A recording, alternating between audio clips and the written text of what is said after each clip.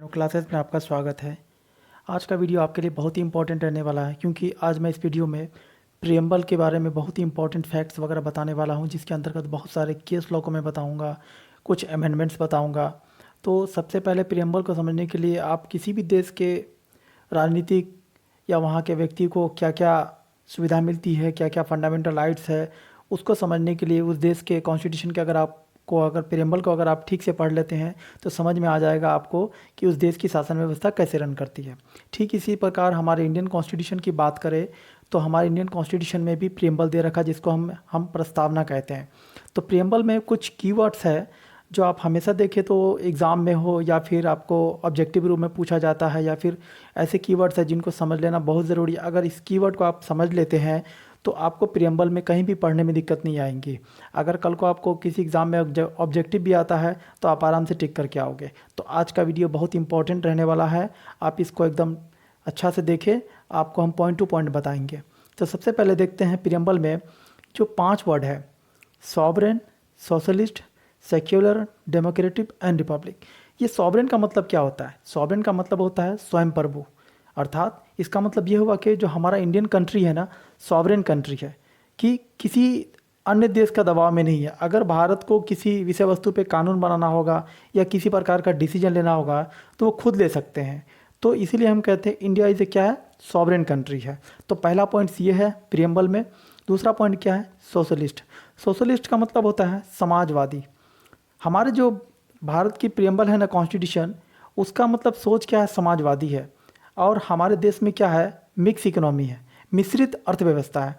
सारे जितने भी कार्य है, फैक्ट्रीज वगैरह या कोई बिजनेस वगैरह, सब सरकार रन नहीं करते। यहाँ कुछ पब्लिक भी है, कुछ प्राइवेट भी है। अब दूसरा पॉइंट को देखते हैं, सेकुलर। सेकुलर का मतलब होता है कोई एक देश जिसका कोई अपना कोई कंट्री नहीं होगा। ठीक इसी प्रकार हमारा भारत क्या है? सेकुलर कंट्री है। यहाँ पे बहुत विभिन्न तरीके के लोग रहते हैं, हिंदू रहते हैं, मुस्लिम रहते हैं, सिख रहते हैं, ईसाई रहते हैं। इसीलिए कहा जाता है हमारा भारत देश क्या है? सेकुलर कंट्री है। दूसरा क्या है? डेमोक्रेटिक। डेमोक्रेटिक डेमोक्रेटिक का मतलब होता है लोकतांत्रिक। मतलब यहाँ क्या होगा ना, राइट टू वोट वाला लोगों का, लोग किसी अपने क्या बोलते हैं जो उस पर शासन करेगा ना, उसको वो लोग क्या करेंगे? चुनेंगे। यहाँ पे क्या राजा का शासन नहीं है, यहाँ लोकतांत्रिक है। लोग वोट देंगे, उसको चुनेंगे तो वो उस पर शासन करेगा। और चौथा पॉइंट क्या बोलते हैं कि 5वां पॉइंट क्या है? रिपब्लिक। रिपब्लिक का मतलब होता है कि जनता का शासन।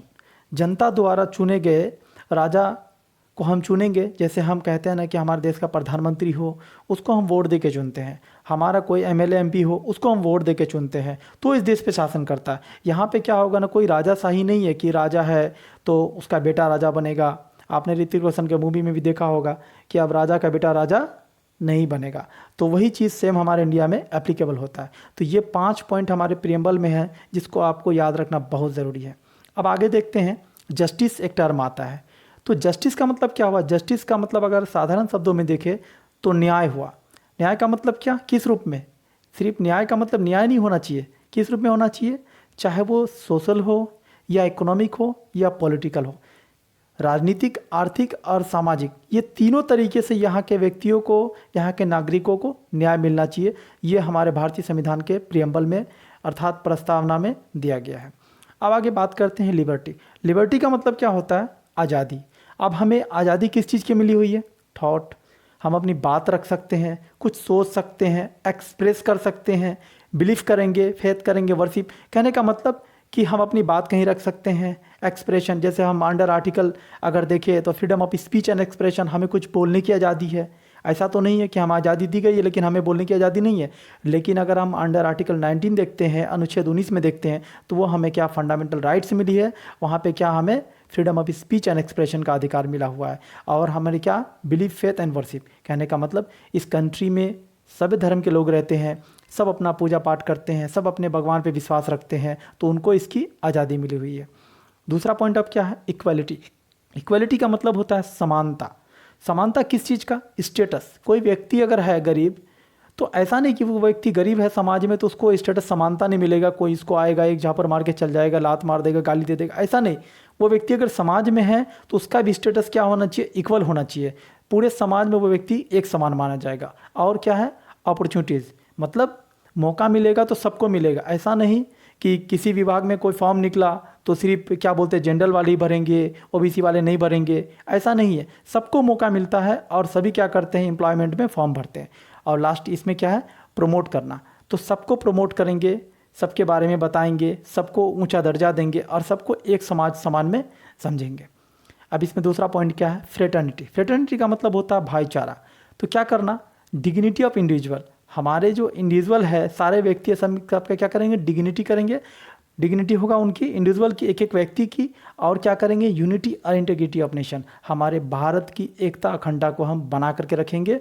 और इस देश में अगर रहेंगे तो हम भाईचारा की तरह रहेंगे और मिल के रहेंगे, ये इसका मतलब है। देख लीजिए, हमारे भारतीय संविधान को 26 नवंबर 1949 को एडॉप्ट किया गया और हमारे भारतीय संविधान कब लागू हुए, 26 जनवरी 1950 को। ये तो आपको पता ही है, आप इस चीज़ को ध्यान रखिएगा। अब आते हैं कुछ इंपॉर्टेंट जजमेंट्स हैं जो आपको प्रियम्बल में मिलेंगे। इस इंपॉर्टेंट जजमेंट को अगर आप देख लेते हैं तो प्रियम्बल से कोई भी जजमेंट आपको अगर एग्ज़ाम में आता है तो आप आराम से इसको लिख कर आ सकते हैं, आपको आराम से समझ में आ जाएगा। पहला केस देखते हैं, इन री बेरुबारी केस। इस केस में क्या हुआ था, देखिए, the supreme Court has said that the preamble is the key of the constitution. इस केस में सुप्रीम कोर्ट ने कहा था प्रियम्बल क्या है, की ऑफ द कॉन्स्टिट्यूशन है।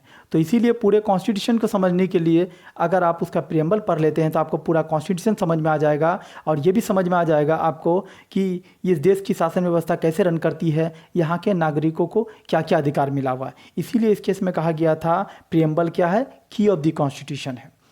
और दूसरा केस देखते हैं, बेरुबारी केस एक और है जिसमें क्या कहा था सुप्रीम कोर्ट ने, the supreme court held that the preamble was not a part of the constitution.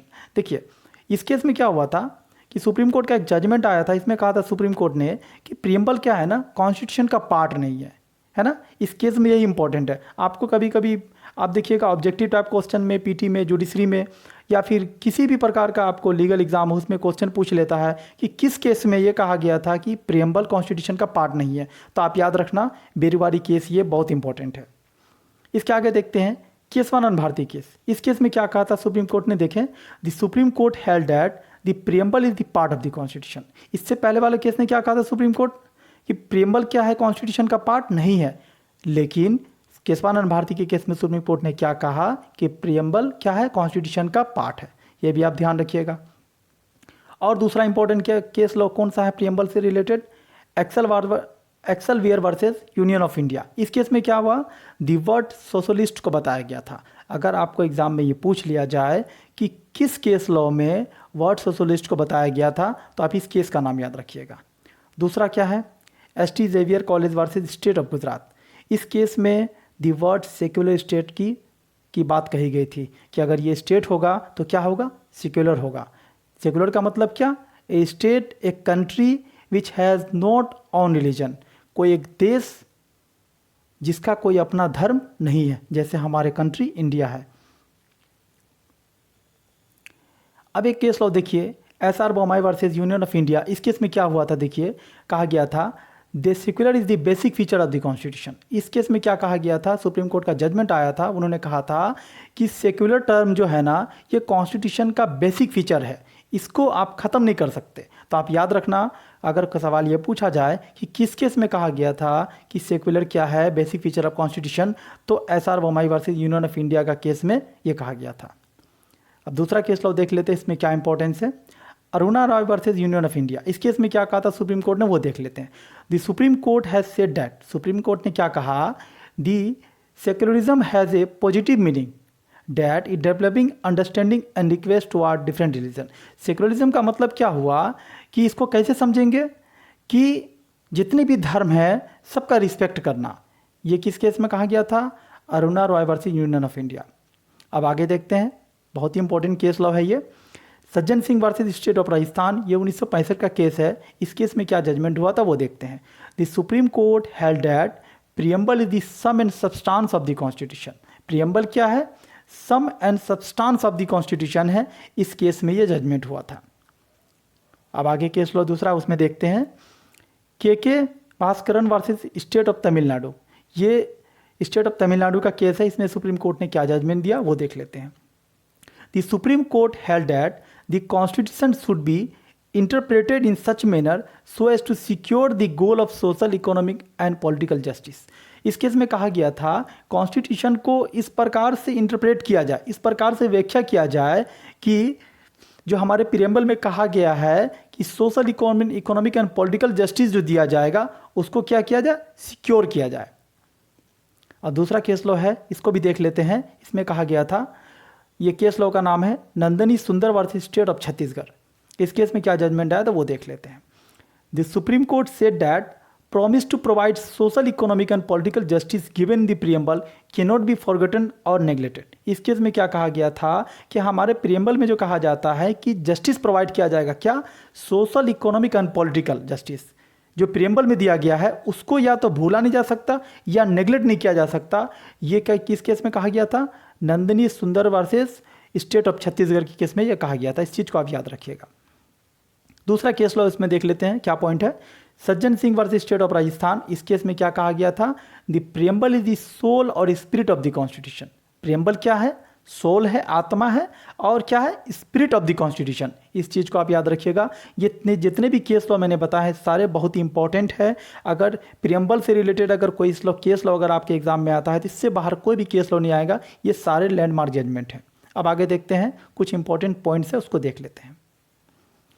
ये तीन वर्ड सोशलिस्ट, सेकुलर और इंटीग्रिटी, ये 42 अमेंडमेंट 1976 में इसको हमारे प्रियम्बल में ऐड किया गया था। इससे पहले नहीं था। अब इसको याद रखें। अगर आपसे पूछा जाए ये तीनों वर्ड किस संशोधन में ऐड किया गया था हमारे कॉन्स्टिट्यूशन में, तो आप याद रखें 42वां संशोधन 1976 में किया गया था, जिसके अंतर्गत ये तीनों वर्ड को ऐड किया गया था। ये जो हमारा प्रियम्बल है ना, ये कहाँ से लिया गया है, यूएसए से लिया गया। ये भी बहुत इंपॉर्टेंट पॉइंट है, इसको आप याद रखिएगा। और ये प्रियम्बल का जो लैंग्वेज है ना, इसको कहाँ से बोरोड किया गया, ऑस्ट्रेलिया से बोरोड किया गया है। अब एक सवाल आता है, can preamble be amended under article 368? क्या प्रियम्बल को अमेंडेड किया जा सकता है अनुच्छेद 368 के तहत? ये फर्स्ट टाइम किस केस में आया था, केशवानंद भारती के केस में सुप्रीम कोर्ट के पास आया था कि क्या प्रियम्बल को अंडर आर्टिकल 368 के अंतर्गत अमेंडमेंट किया जा सकता है। तो इसमें क्या कहा गया था, it can be amended but, इसको संशोधन किया जा सकता है लेकिन कुछ कंडीशन था इसके अंदर। But condition is that except basic feature of the constitution, जो कॉन्स्टिट्यूशन के बेसिक फीचर है उसको छोड़ के आप अमेंडमेंट कर सकते हैं, अदरवाइज बेसिक स्ट्रक्चर को आप अमेंडमेंट नहीं कर सकते हैं। ये केशवानंद भारती के केस में जजमेंट आया था। तो ये सारे पॉइंट्स मैंने आपको पॉइंट टू पॉइंट हमने प्रियम्बल के बारे में आपको बताया। आप इसको चाहे तो लिख ले, अगर आपकी इसकी पीडीएफ अगर आपको चाहिए तो हमारे क्या बोलते हैं डिस्क्रिप्शन में टेलीग्राम चैनल का लिंक दिया हुआ है, वहाँ आप जा कर के हमें क्या बोलते हैं ग्रुप को ज्वाइन करें। उस ग्रुप में आपको ये पीडीएफ मिल जाएगा। अगर हमारा वीडियो अच्छा लगा आपको तो आप इसको लाइक करें, सब्सक्राइब करें, और किसी लॉ सब्जेक्ट्स पे किसी टॉपिक पर अगर वीडियो चाहिए तो आप हमें कमेंट करके बता सकते हैं। और इन लॉ क्लासेस को वॉच करने के लिए थैंक यू।